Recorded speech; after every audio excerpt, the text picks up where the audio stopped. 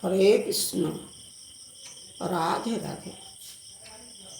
শ্রীমদ্ ভাগবত কথা শ্রবণ করলে কি হয় না, শ্রীমদ্ ভাগবত কথা শ্রবণ করলে ত্রিবিধ ক্লেশ থেকে আমরা মুক্ত পাই।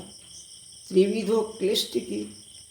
আধ্যাত্মিক ক্লেশ, আদি ভৌতিক ক্লেশ এবং আদি দৈবিক ক্লেশ। আধ্যাত্মিক ক্লেশ কাকে বলে? না, আমরা বাবা কেউ সুখে নেই, আমাদের মনের মধ্যে প্রত্যেকের দুঃখে কষ্টে ভরা। এইটি হচ্ছে আধ্যাত্মিক ক্লেশ। আদি ভৌতিক ক্লেশ কোনটি? অপর জীব হতে আমরা যে দুঃখ কষ্টটা পাই, মশার কামড়, মাছির কামড় ইত্যাদি, এইটি হচ্ছে আদি ভৌতিক ক্লেশ। আদি দৈবিক ক্লেশ কোনটি?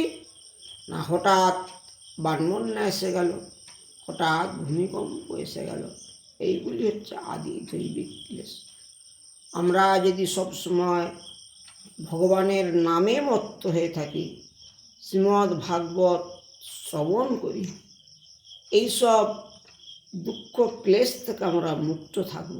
কেন না, আমাদের মনটাতে থাকবে ভগবানের চরণে। তাই আমরা তো কৃষ্ণ ভজন করব বলে মর্তে এলাম, তাই আমাদের প্রত্যেকের কর্তব্য কৃষ্ণ ভজন করা।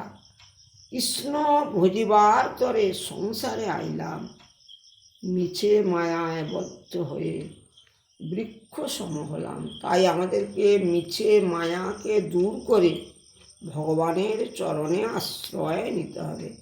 আমাদের প্রত্যেকের কর্তব্য ভগবানের চরণ সেবা করা। রাধে রাধে, হরে কৃষ্ণ।